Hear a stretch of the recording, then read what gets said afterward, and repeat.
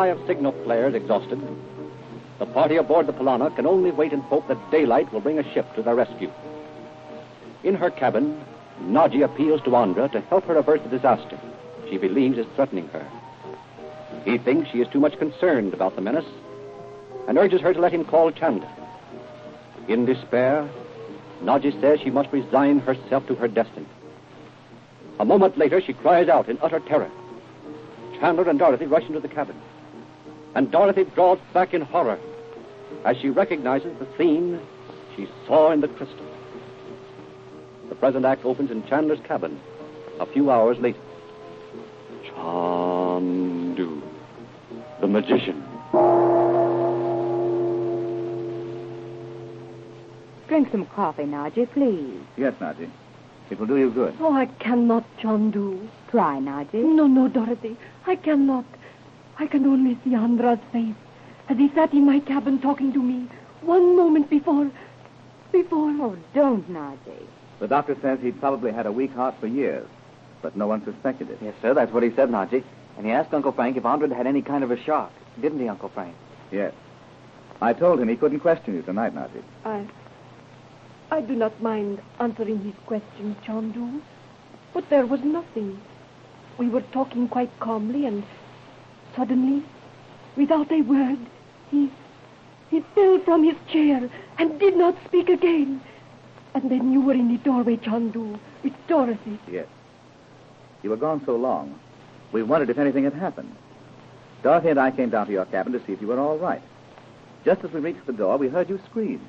As soon as we opened the door, I saw your cabin was the very room we'd seen in the crystal that day, in the garden at home. I knew before we saw Andra lying there on the floor that death was there. I thought at first it might be you, Nadji. It almost makes you believe in what Andra said about that curse of his, doesn't it, Uncle Frank? Say, that's right. You know what Andra said? He said that nobody in this generation of his family had been hit by that curse yet. You know that? I know he did. And he said that everybody in the family was kind of watching everybody else to see where it was going to strike next. Oh, don't you? Nadji, do you think you could sleep if I came down and sat with you for a while? You'll be ill if you don't get some sleep. Oh, no, Dorothy. I cannot go back to that cabin where Andra... Dorothy doesn't mean that, Nadji. Of course you can't. But there's a cabin just beyond Betty's that's not being used. Why not take that one? No, Chandu. I cannot sleep. I feel as if I could never sleep again. Gee, Nadji, you sound like you thought it was your fault Andra died. Perhaps it is, Bob. Why, Nadji, what do you mean? How could it have been your fault? I do not know, Chandu. But why should it have happened as it did if I were not concerned in it? But how could you be concerned in it, Nadji? Any more than any of the rest of us? Oh, please don't feel so badly, Nadji. What if any of us had been talking to him when it happened? Oh, Betty Lou, you do not understand. Nadji, you must stop blaming yourself for Andra's death. As Dorothy says, how could you possibly have been concerned in it? You aren't thinking of what Vinyan said, are you? Of course I am, Chandu. He said those tribal drums bring a message of death. And it is true. Well, what about that old family curse of Andra's? He said all the time he knew he was going to die after that little image in the cabin was broken. Frank, you don't think Andra took that seriously, do you? Yes, Don, I do. Oh. You know, in spite of his European education and his travels and all that, he never could succeed in ridding himself of some of those primitive superstitions. And that one, of course, had been impressed upon him ever since he was a boy. Well, Nadji, are you really related to Andra? Why, Betty. Now you've done it. What do you mean, Betty? Oh, Uncle Frank, I'm sorry. I thought maybe you'd know what I mean. I thought maybe Nadji was worried because that old curse of Andra's family might belong to her, too, if she is related to him. Betty, dear, why should you say such a thing as that? Well, Mother, I didn't mean to say it. Maybe I shouldn't have. But they do look alike. You know they do. Of course they don't, dear. Yes, they do, Mother. Don't they, Uncle Frank? Chandu, say you have not seen it. Of course I've noticed it. Oh, You have? Well, is Andra your cousin or something, Nadji? Don't look so distressed, Nadji. We aren't going to ask you any more about it than you want to tell us.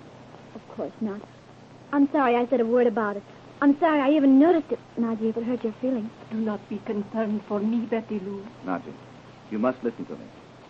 Why don't you and Dorothy... Uncle Frank, look, here comes the doctor. I bet he's looking for you. Oh, yes. Well, Dr. Willoughby, here we are in the lounge. Mr. Chandler, I'd like to speak with you alone for a few moments, if you don't mind. Certainly not. And I wish the rest of you would go to bed and try to get some sleep. This is a very distressing occurrence, I know, especially in view of the fact that the yacht is disabled and we can't make port without help. But that's all the more reason why we don't want any of you to be ill. Your Highness, I'll bring you a sedative, and I beg you to drink it and go to bed. But I cannot sleep. The medicine I send you will make you sleep. How are you feeling, Mrs. Regent? Oh, I'm quite all right, thank you, Doctor. We're all worried about Her Highness. I quite understand. By the way, Mr. Chandler, the service will be held in the morning. You mean you're going to bury Andra at sea? Yes. Does the captain understand this? Yes, Mr. Chandler. There's nothing else to do under the circumstances. Of course not. We'll go down to our cabins and leave you and Dr. Willoughby, Frank. Come, children.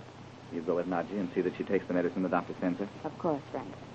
Come, children. Nadji, you forgot your scarf. Oh, yes. Thank you, Bob. Good night, Uncle Frank. Good night, Dr. Willoughby. Good night. Good Good night. Now then, Doctor. Mr. Chandler, I've been connected with Andra's family for many years, and I'm going to speak very frankly. Of course. What do you mean? When I first went out to the East, I was a young man, intent on making a study of certain tropical diseases. I met Andra's father in the course of my investigations, and at one time I was able to save the life of a member of his family when he had been given up as hopeless. I see. Andra's father became very much interested in me, and, well, I needn't go into all that, but it ended by my remaining there as physician to his household. Andra's father has always been most generous and has supplied me with everything necessary for my research, which I have carried on all this time. You're explaining all this to account for something you're going to say, aren't you? Well, frankly, yes. Briefly, the rest of the explanation is this. When Andra ordered this yacht built, his father made only one stipulation, and that was, when he began his cruise around the world, I was to accompany him. That's easy to understand, of course. By the way, you told me Andra had probably always had a weak heart. If you've been personal physician to his family all these years, why did you say probably? I wonder if you've already guessed what I'm going to say. Suppose you tell me what it is you have in your mind. In just a moment. First, will you tell me just what you know of the circumstances under which Andra went to Her Highness' cabin to speak with her? Would you rather question Her Highness herself? Not tonight. She's on the verge of hysteria, and I can speak to her in the morning. I thought, however, she had probably spoken to you of what occurred. Yes, she did. Ah. But she told my sister and me that she had asked Andra to come into her cabin to discuss some way in which she might avoid going to Suva. Why is it she doesn't want to go to Suva? That's what none of us know. She has a positive aversion for the place for some reason. That's strange, isn't it? It seems strange. But of course, it probably would be something very ordinary if we knew the reason. Perhaps I can find out what it is. I wouldn't advise you to question her about it, Doctor. We've all tried and failed. You know she's Egyptian, and something must have happened to make her feel so strongly about it. Egyptian? Yes. Didn't you know? I suppose I might have guessed it. How did she think Andra could help her to keep away from Suva when the yacht is disabled? I don't know. But doubtless she had some plan in mind.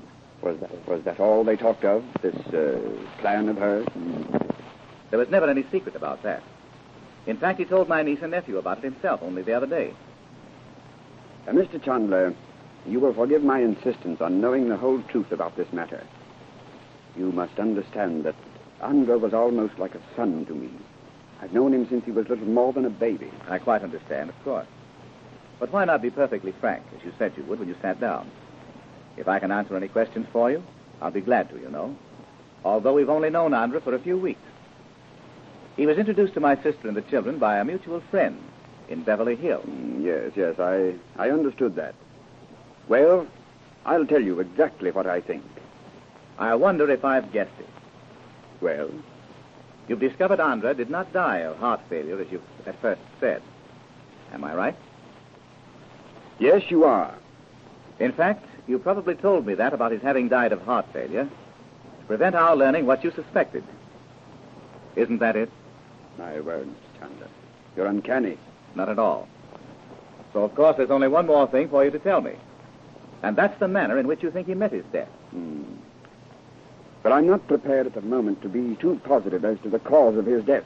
But I believe he was poisoned. And you're prepared to accuse Nadji of murder? Yes, Mr. Chandler. I'm sorry, but it's my duty to explain my suspicions to the captain. And until an investigation can be made, to ask that Her Highness be confined to her cabin.